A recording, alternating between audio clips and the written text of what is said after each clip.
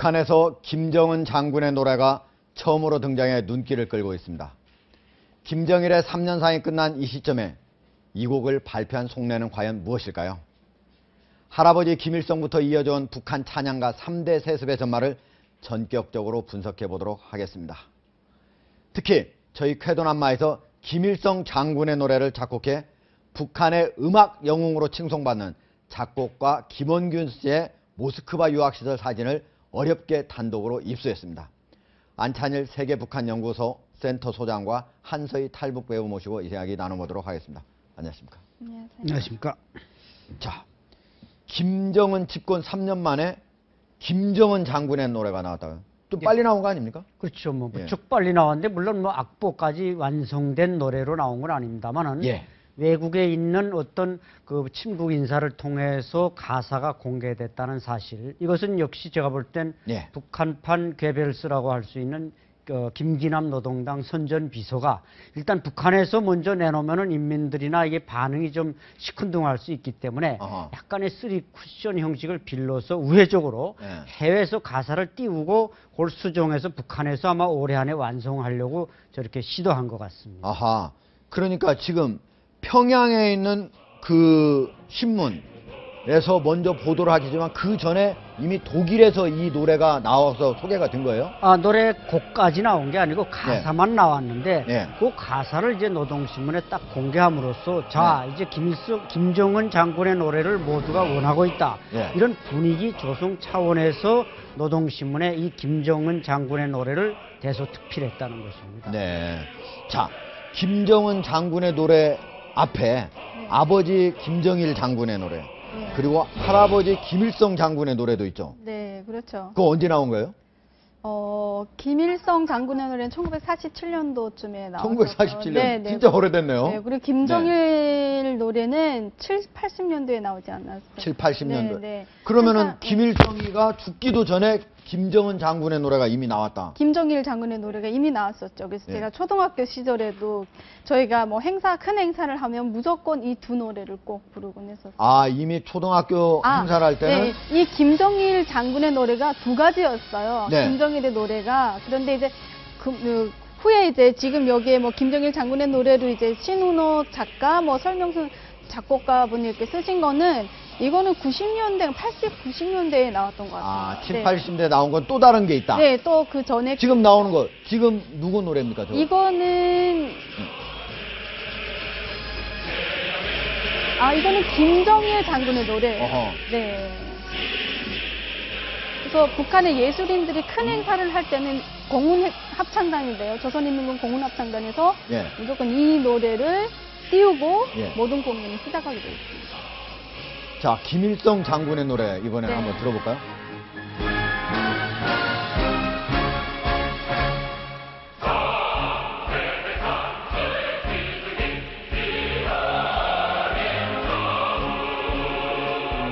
상당히 아주 경쾌하고 힘찬 노래네요. 네, 예. 그래서 이 노래 가사를 3절까지 초등학생들부터 시작해서 모든 북한의 주민들이 다 암기하고 있어야 됩니다.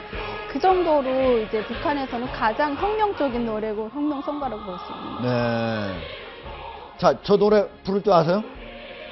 네, 어렸을 때부터 불렀습니다. 한 소절만 한번 해보시죠. 저 노래 부르다가 괜히 제가 처음 시작. 네.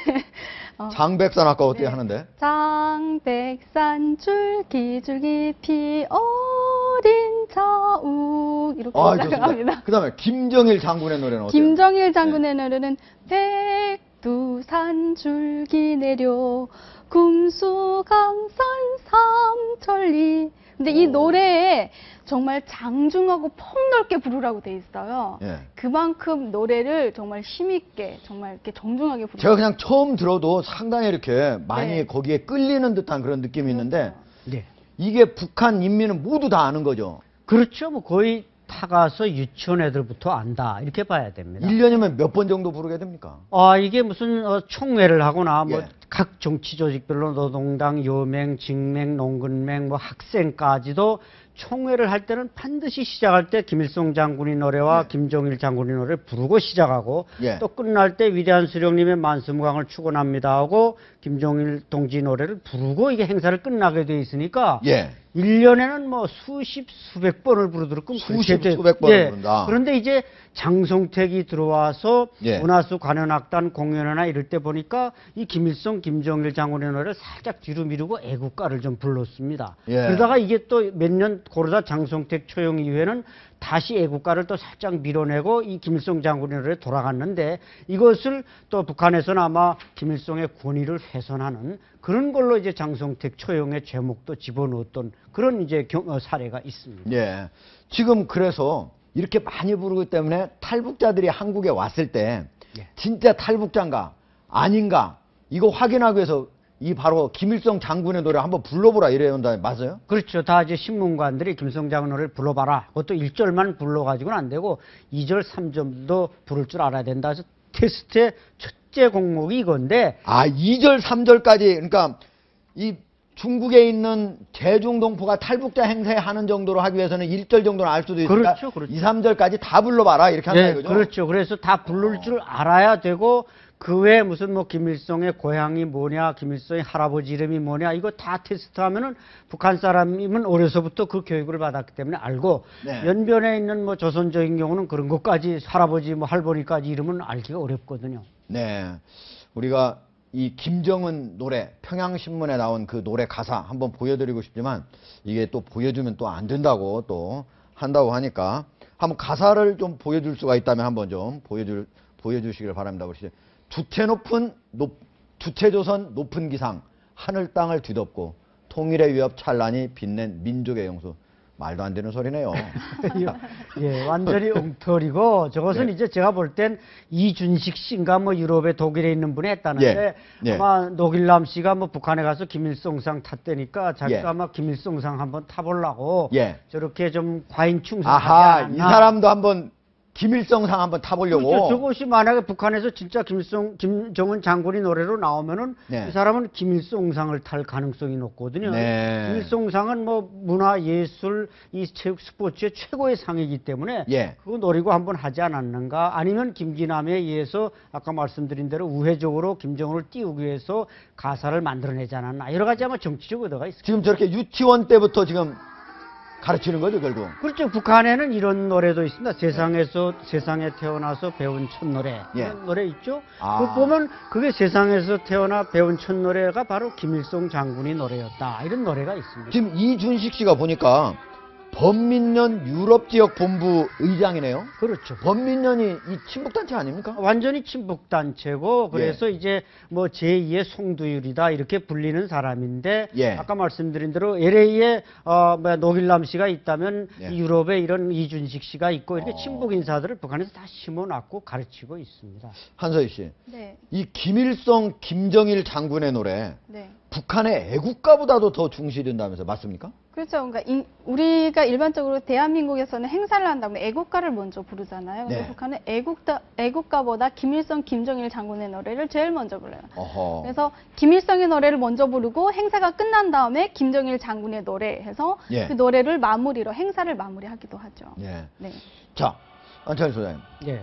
김일성 장군의 노래를 작곡한 사람 북한에서 아주 음악 영웅이라면서. 그렇죠. 예. 그 사람 사진 우리 남한에서 한 번도 공개된 적이 없었죠. 네, 없었어요. 우리 안 소장님 지금 오늘 어렵게 입수했죠. 어떻게 입수했어요? 어느 분인가요? 먼저 사진 한번. 우선 여기서 이 사람이 김원균, 예. 북한의 김일성 장군의 노래뿐만 아니라 애국가도 작곡한 음악가입니다. 김원균입니다. 원균입니다. 그래서 북한의 애국가도 예, 이 사람이 작곡한 사람. 작곡했습니다. 예. 그래서 이 사람이 요 당시 56년 모스크바에 유학을 가서 네. 찍은 사진인데 여기에는 김원균뿐만 아니라 북한의 영원한 이인자였던 최용곤의 딸 최용자, 예.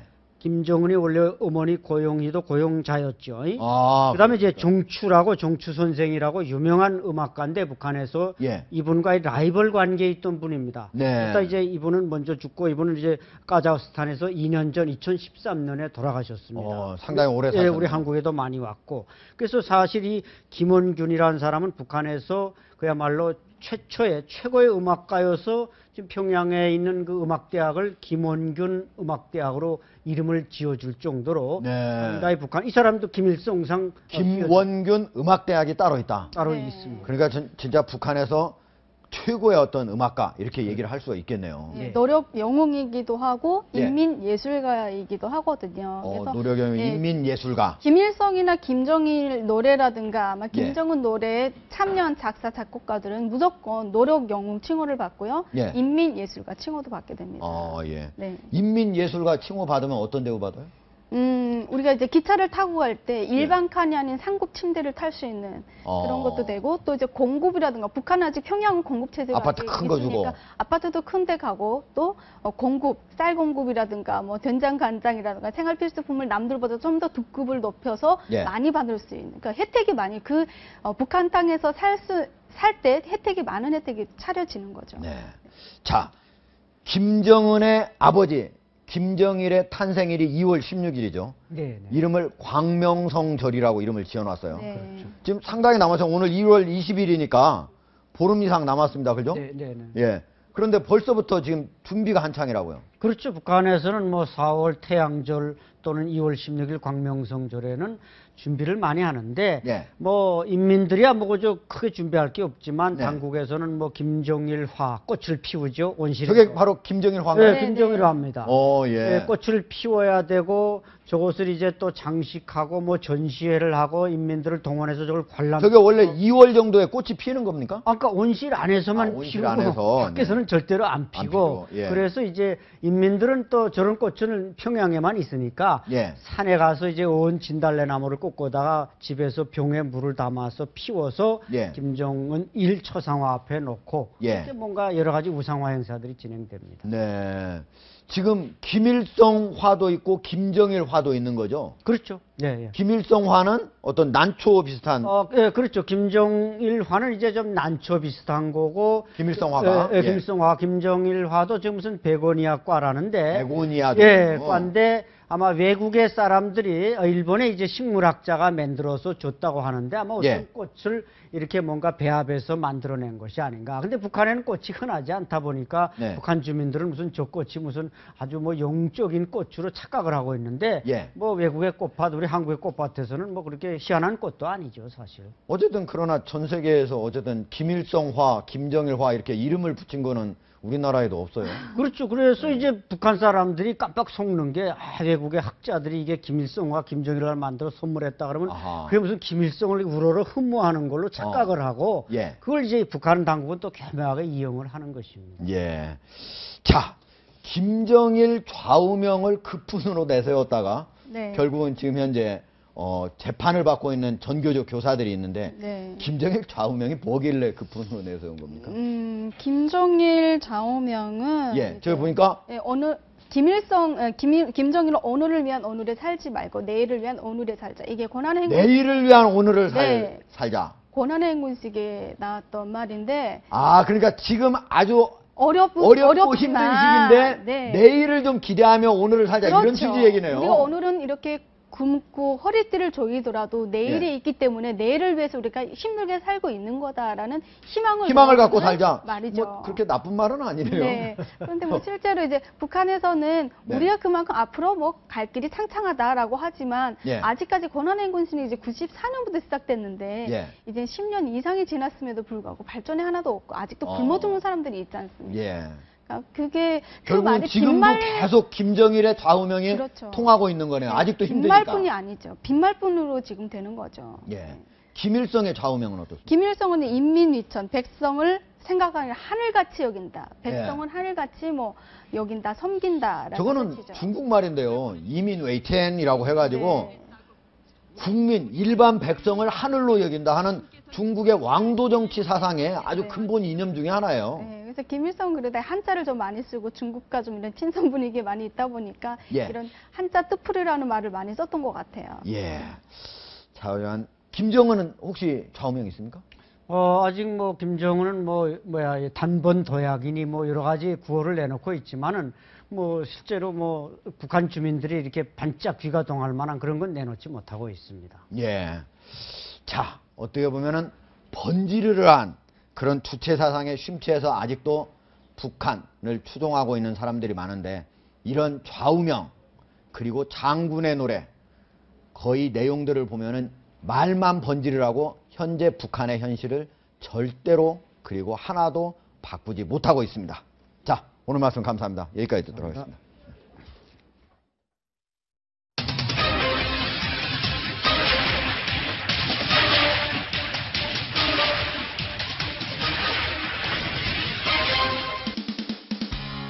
안녕하세요. 김태욱입니다. 인터넷에서 많이 본 뉴스 중에 이 시각 가장 뜨거운 관심을 받고 있는 5가지 키워드 살펴보겠습니다. 김장훈 기내 흡연, 금남물 온상 SNS, 보너스에서 악몽으로, 귀신 보여 병역 기피, 그리고 클라라 문자 파문이 순위에 올랐는데요. 이 중 오늘 살펴볼 가장 뜨거운 뉴스 그 첫 번째는 김장훈 기내 흡연입니다. 가수 김장훈 씨가 비행기 내에서 흡연했다가 적발돼 약식 기소됐습니다. 독도 지킴이가 기내 규칙은 지키지 못했네요. 지난달 15일 낮 12시 30분께 프랑스를 출발해 인천으로 향하던 대한항공 비행기 내 화장실에서 한 차례 담배를 피운 혐의를 받고 있습니다. 김 씨가 담배를 피우자 경고등이 켜졌고 승무원들이 화장실을 확인해 제지한 것으로 알려졌는데요. 김 씨는 경찰 조사에서 최근 공연이 무산돼 스트레스를 받았다며 공황장애로 불안해 담배를 피우게 됐다고 진술했습니다. 검찰 관계자는 초범이고 승무원이 제지할 당시 곧바로 죄송하다며 사과한 점 등을 감안해 약식 기소했다고 말했습니다. 이에 누리꾼들은 지금까지 좋은 이미지 쌓아놓았는데 안타깝네요. 라이터는 기내 반입 금지 물품 아닌가요? 공황장애도 전염병인가? 이런 댓글을 달았습니다. 자, 가장 뜨거운 뉴스 두 번째 키워드 살펴볼까요? 보너스에서 악몽으로입니다. 13월에 보너스가 세금 폭탄이 됐다는 불만이 고조되자 이를 진화하기 위해 오늘 오전 최경환 경제부총리가 기자회견을 하며 직접 해명했습니다. 정부의 대책 발표에 여야도 즉각적인 반응을 보였는데요. 새누리당은 정부가 근본 대책을 내놓지 못해 여론이 급냉하고 있다는 불만을 직간접적으로 표시하며 당정청 차원의 종합대책을 우선 마련하겠다는 방침을 밝혔습니다. 새정치민주연합은 정부가 급히 내놓은 대책에 대해 국민을 우롱하는 감언이설이라고 했는데요. 국민을 상대로 실험을 하고 나서 제도를 고치겠다는 발상은 무책임하기 짝이 없다고 비판했습니다. 이에 누리꾼들은 도찐, 개찐, 도찐, 개찐. 지출은 늘었는데 작년에는 돌려받고 올해는 더 내란다. 피부에 와닿게 이해시켜라. 어려운 말로 있는 척하며 눈속임하지 말고 눈높이에 맞게 제대로 설명하시죠. 여야가 일 안 하고 싸우지만 않았어도 경제가 활성화됐을 거다 등의 댓글을 달았습니다. 지금까지 이 시각 가장 뜨거운 뉴스였습니다.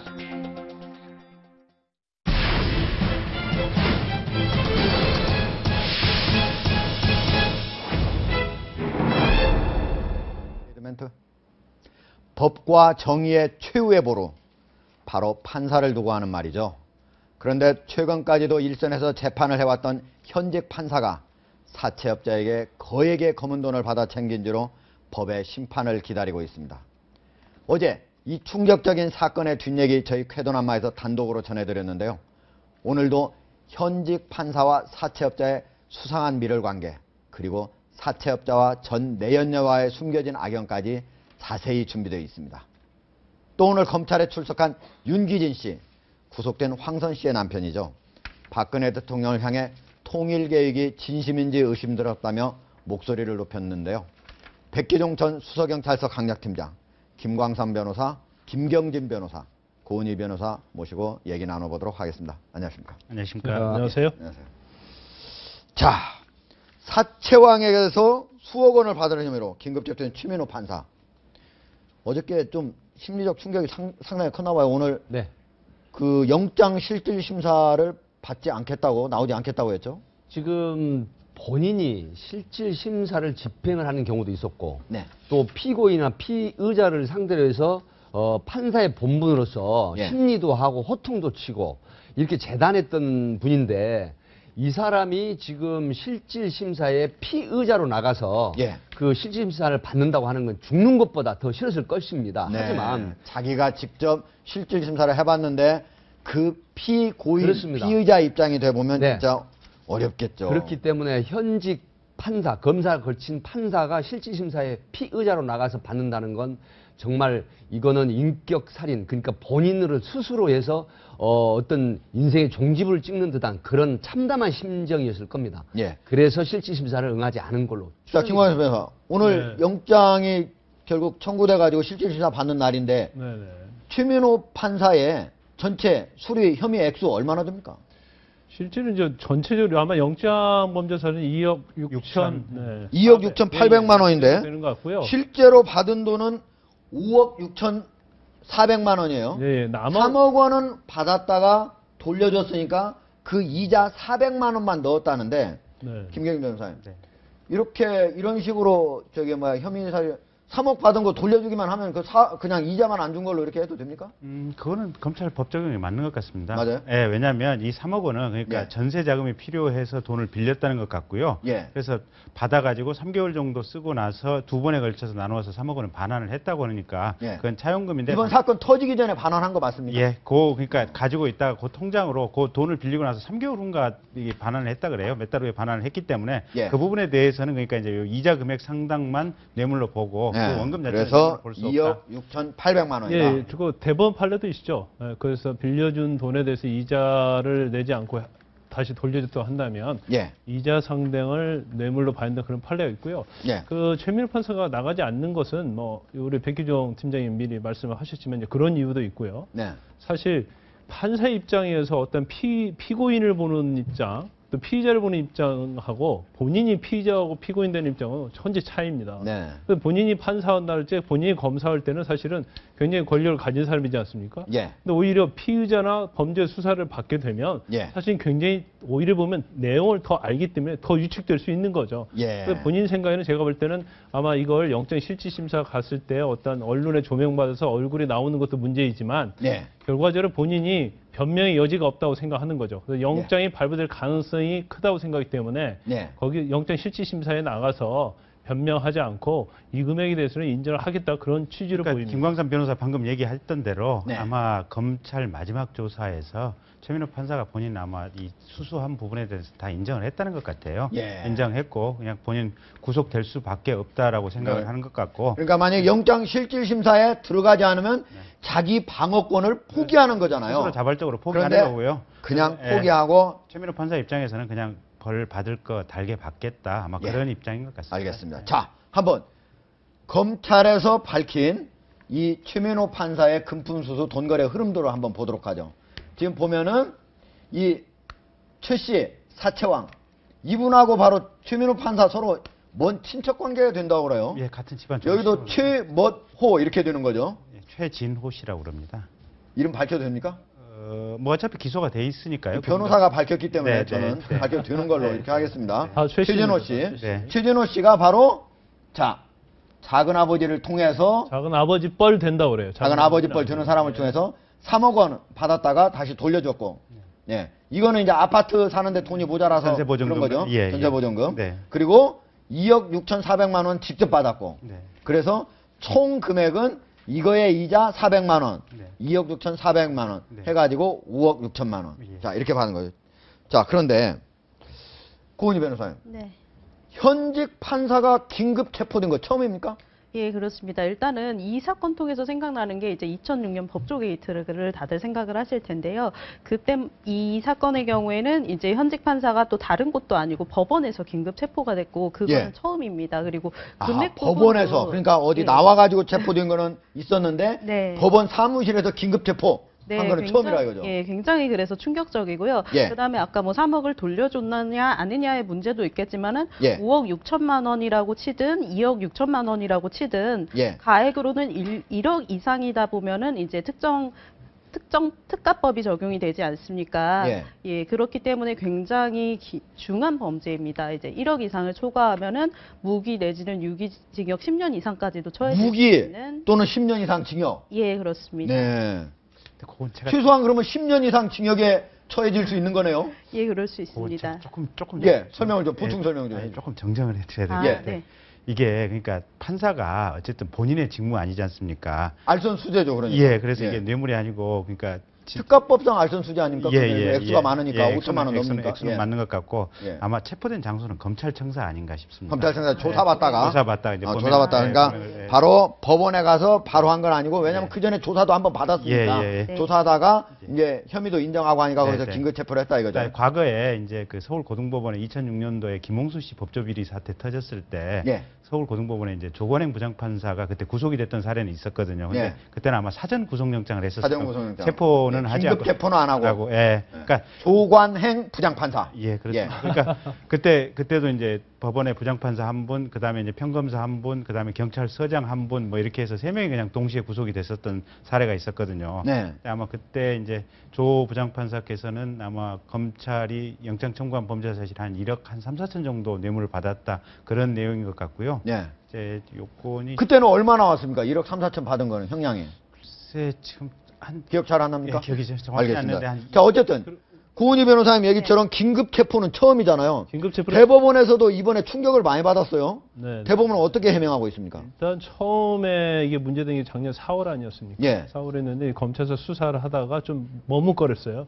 그러다 또 경찰서 수사를 했죠. 네. 경찰을 수사하다가 이게 사실 검찰에서 다시 수사를 하면서 경찰이 수사를 그만뒀습니다. 그래서 네. 그 과정에서 또 뭐가 결국은 경찰이 수사 안 했으면 검찰 수사 안 했을 뻔했어요. 그렇지 않습니까? 그럴 수도 있고요. 예. 또 뭐 어떤 또 진행을 하고 있었는지 어쩐지 내부적인 건 잘 모르겠어요. 모르겠지만 일단 경찰과 검찰이 이제 중복적인 수사를 하다 결국 검찰에 수사를 했는데 네. 대법원에서 사실 이 관계에 대해서는 뭐 전혀 그럴 리가 없다는 예. 그런 취지로 그런 입장을 예예 견지 얘기한 거죠. 그 이유는 예. 최민호 판사가 거짓 해명을 했기 때문에 그런 거죠. 그렇죠. 그러니까 대법원이랄지 뭐 검찰도 마찬가지예요. 검사나 판사가 비리를 저질렀을 때 네. 수사를 진행하지 않으면요, 결과적으로 당사자의 진술에 의존할 수밖에 없어요. 네. 그럼 당사자가 아니라고 하고 당사자에 유리한 증거만 제출을 하게 되면 예. 대법원이 됐건 검찰이 됐건 수사권을 가지고 수사를 하는 것이 아니기 때문에 믿을 수사권이 없기 수밖에 때문에 없는 대법원은 거죠. 예. 그런데 이 사건은 이제 결과적으로 수사로 가게 된 것이고 네. 가는 와중에서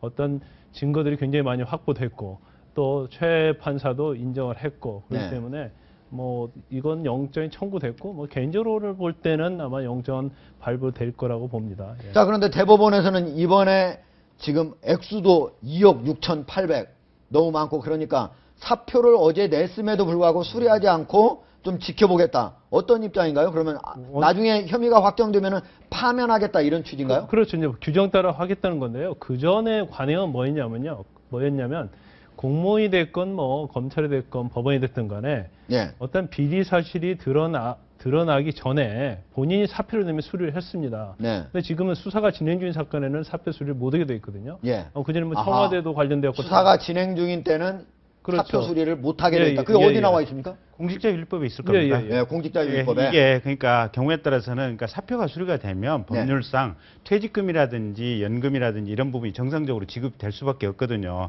근데 그게 비리를 저지르고 나간 사람에 대해서 그런 어떤 퇴직금 이런 것이 제대로 지급되는 것이 맞냐라는 논란이 있어가지고 예. 그래서 징계 절차나 아니면 수사 절차가 진행 중일 때는 어쨌든 사표 수리를 할 수 없도록 법 자체가 바뀌었습니다. 자, 김광삼 변호사는 경찰과 검찰이 똑같이 수사를 하다가 경찰의 것을 가져와서 검찰에 했다는데 백혜정 팀장님, 네. 경찰에 있었으니까 뭐 제가 검찰 수사를 미적미적 하다가 결국 경찰이 많이 해놓으니까 가져간 거 아닙니까? 네, 이제 첩보를 입수를 했죠. 예. 그 검찰이 수사를 진행하는 중에 또다시 경찰의 안테나에 이제 걸려가지고 수사를 네. 했는데 지금 이 케이스는 뭐 제가 저격수 이런 개념보다도 있는 팩트를 말씀을 드리면 예. 우리 이전에 했던 김강준 부장검사 사건 있지 않습니까? 예. 이 김광준 사건을 부장검사. 반면교사를 좀 삼을 필요가 있습니다. 예. 그 당시에 강력 수사대에서 이 사건 수사를 했었는데 이제 모든 지휘를 밖에서 올렸는데 결국은 이 누가 했습니까? 김수창 지검장, 제주지검장 하시던 분이 이 사건을 특임검사로 지정받은 사건에서 결국 검찰에서 검사는 검찰이 구속을 해야 된다는 네. 이런 개념으로 결국 김강준 부장검사를 구속을 했는데 예. 그 당시에도 경찰의 모든 수사사항을 검찰에서 지휘를 받으면서 다 소상히 알고 있었죠. 네. 그래서 결국 넘겨받아가지고 했거든요. 근데 그 부분도 검찰 수사를 경찰이 한다는 부분에 대해서 굉장히 좀 멋뜩찮은 그런 분위기였죠. 그래서 네. 뭐 그 당시 나온 얘기가 수술은 의사가 잘하고 네. 뭐 보조 구조는 간호사가 잘한다 그래서 그러면 경찰청장은 뭐 수간호사냐 이런 얘기가 나와가지고 대한간호사협회 30만 간호사협회에서 항의 성명을 내고 했었는데 예. 결국 그 우리 김수창 지검장이 지금 여러 가지 측면에서 구설수에 오르긴 하셨지만은 예. 이런 부분들이 상호 견제력보다는 네. 뭐 형님 동생 하더라도 예. 경찰에서 수사하는 첩보 입수에 수사하는 부분을 검찰에서 검사나 검찰 식구라 그래서 예. 가로챈 듯한 이런 이미지를 안 주는 수사를 해야 예. 상호 서로 조직이 튼튼해지고 투명해지고 예. 하지 않을까 하는 생각을 해봤습니다. 그렇네요. 자, 구은희 변호사님. 네. 이 판사, 이 거액을 받아가지고 결국은 검사한테 뭔가를 부탁하지 않았겠습니까? 지금 어떻게 나왔습니까? 검찰 수사 결과는? 예, 그 부분에 대해서 말씀을 드리면은 아까 전에 이제 이 수사가 좀 짧은 시기에 왜 안 이루어지고 작년에도 충분히 문제가 됐었던 분인데 왜 9개월, 10개월이 걸렸느냐 그 부분이 지금 문제되는 게 대가성 부분이거든요. 예. 일단은 이 알선수재로 처벌을 받으려면 일단 돈을 받아야 되고 그다음에 그게 직무 관련으로 누구한테 이거를 청탁의 대가로 받아야 되는데 제가 보기엔 이 오랜 시간이 걸린 게 아까 말한 뭐 제보나 이런 부분에 대해서 시간이 걸리고 일단은 돈을 받는 거는 계좌로 자기의 계좌로 그냥 받을 리는 없지 않습니까? 예. 그래서 그러다 보니까 이거를 대법원에 아니라는 좀 거짓 해명 자료를 낸 것이고 네. 이거에 대한 확보를 못하다가 이제 검찰이 이거를 뭐 경찰이 이 수사 내용을 구체적으로 밝히지는 않았습니다만 이분이 이제 보면은 검찰 측에서는 대가성에 대한 결정적인 단서를 잡았다 이 정도 얘기가 나왔고 17일, 18일 조사를 받다가 이제는 모두 자백을 했다고 했고 네. 오늘도 아까 말씀하시듯이 방어권이 있음에도 불구하고 영장 실질 심사에 응하지 않고 출석하지 않겠다라고 한 것을 보면은 네. 전반적으로 이제 그런 대가성에 대한 청탁을 받았을 것으로 예상이 되고 네. 또 한 가지 같은 경우에는 일단은 08년에 최모 씨를 알게 된 게 뭐 마약 수사나 여러 가지로 이제 혐의를 받고 있지 않았습니까? 네. 근데 그때의 검사가 최민호 판사와 대학 동문회다가 사법연수원 동기였다고 합니다. 예. 그래서 이렇게 좀 그런 식으로 청탁을 어느 정도 추론해 볼 수 있겠습니다. 네. 일단 그 당시 이제 수사하는 게 마약과 변호사법 위반이었던 것 같아요. 그런데 네. 이제 원칙적으로 따지면 검찰에서 마약 수사는 구속 수사 원칙입니다. 그런데 예.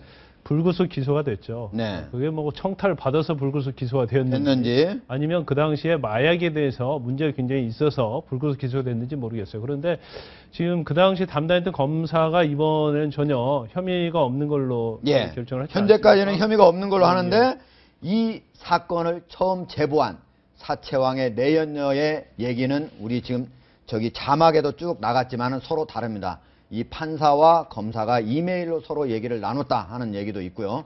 그동안 이 사채왕 그리고 사채왕의 내연녀를 오랫동안 취재를 해온 우리 신동아의 한상진 기자가 있습니다. 오늘 휴가 중인데도 제가 직접 전화로 연결을 했는데요. 우리 한상진 기자.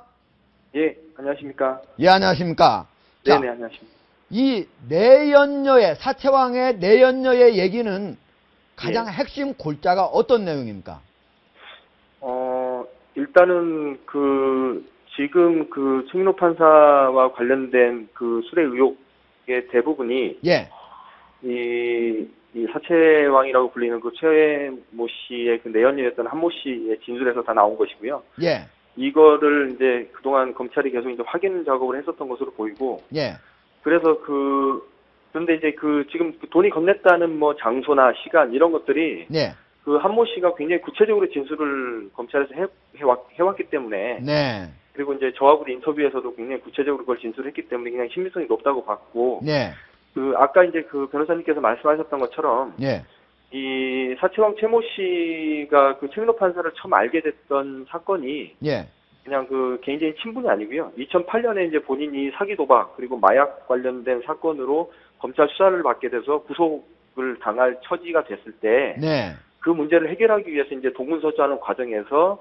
이 최 판사의 재판사를 알게 됐군요. 최 판사의 작은 아버지를 통해서 이제 최 판사를 소개를 받는 이런 과정이 있었습니다. 네, 그리고 실제로 그 당시 그 사건에서 집행유예를 받게 돼요, 이분이. 어허. 이제 사채왕 최민호 씨가. 그 집행유예가 최민호 씨가, 로비가 예. 통했는지 안 했는지 모르겠지만 어쨌든 집행유예를 받게 됐다 이런 얘기죠. 네네, 그렇습니다. 자, 네. 그런데 사채왕의 이 내연녀는 어떻게 해서 이 판사의 이런 수뢰 혐의, 알선수재 사실을 검찰에 이렇게 제보를 하게 됐나요?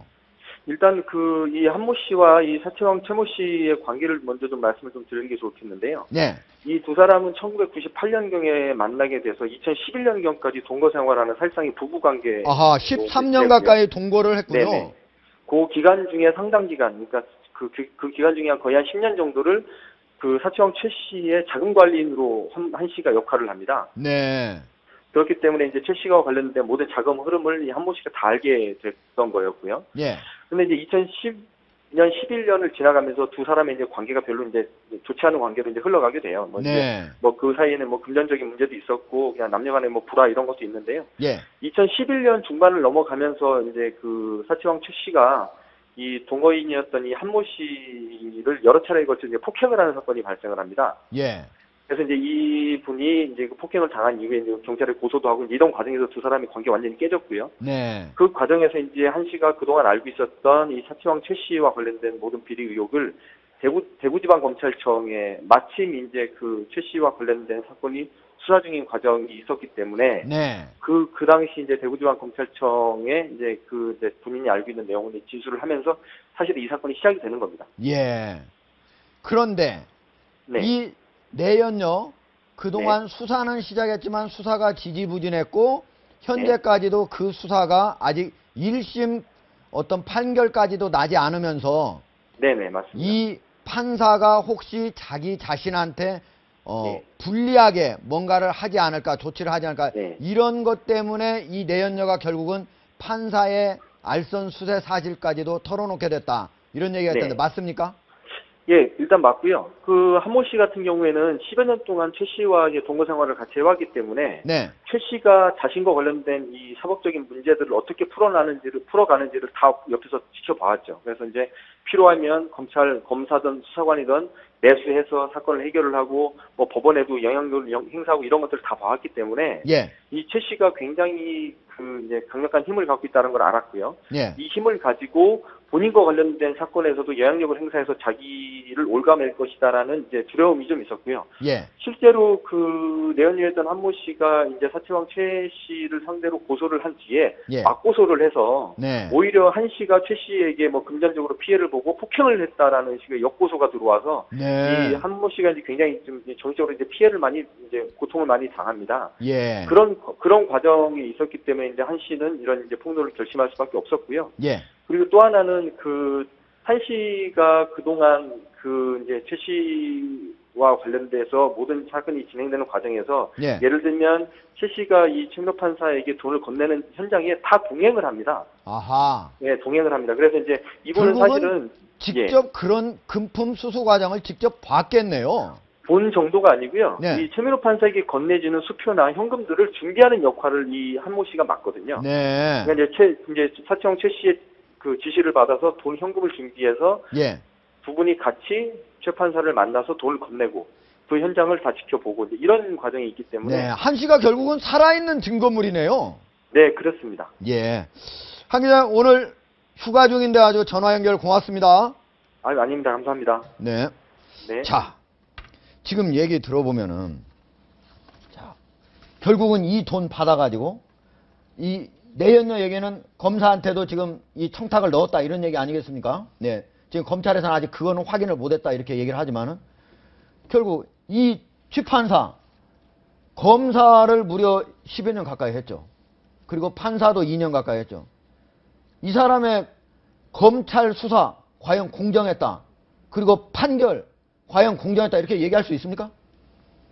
그 얘기는 차라리 우리 김광삼 변호사 선배님께서 말씀을 해주시죠. 뭐. 자, 그럼 검사 건은 먼저 한번 이분 10여 년 동안 검사 생활하면서 여러 수사를 했을 텐데 네. 과연 지금 이 사건 이 단적으로 드러나고 있는데 이거 그동안 이분이 했던 수사들 과연 공정하게 했다 이거 한번 확인해 봐야 되는 거 아니겠습니까? 이게 사실적으로 이 최 판사가 실제로 뭐 검찰에 있을 때 또 법원에 있을 때 공정의 수사를 하고 공정의 재판을 했다 하더라도 이 사건을 계기로 본인이 그동안 잘했던 것은 전부 다 깡그리 무너지는 겁니다. 네. 그래서 이제 그게 어떻게 보면 검사로서 수사를 할 때 어떻게 보면 그 관계자들이 굉장히 만족한 사람도 있었을 것이고요. 또 그렇지 않은 사람도 있었을 거예요. 더군다나 수사하는 내용이랄지 또 법원에서 재판하는 것은 항상 반대적인 당사자가 있는 거거든요. 그렇게 본다면 최민호 판사한테 수사를 받았고 또 재판을 받던 사람 중에서 진 사람들 네. 또 처벌받은 사람들은 다 이것은 뭔가 근무수석이 있다고 하고 의혹을 제기할 겁니다. 예. 그래서 이런 사건이 한번 터지면요.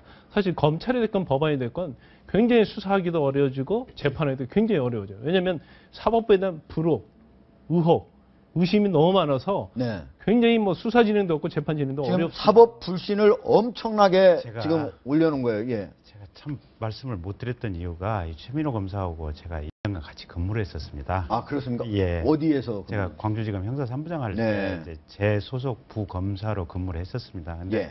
저는 개인적으로 최민호 판사에 대해서 참 좋은 인상과 신뢰를 가지고 있거든요. 그래서 이 이제 보도 나온 것 보면서 정말 가슴이 지금 많이 아픈 상태인데 예. 그때 볼 때까지만 해도 정말로 영민하고 부지런하고 일 열정적으로 하는 사람이었거든요. 그러니까 예. 이 사건을 보면서 저는 개인적으로 이제 받는 느낌이 뭐냐면 예. 한순간에 이 사람이 눈에 뭐가 훅 씌어가지고 그냥 훅 가버렸다. 예. 그렇게밖에 달리 지금 무슨 받을 수 알겠습니다. 있는 느낌이 없는 것 영민하면 뭐합니까? 제대로 수사를 하고 공정하게 수사를 해야지.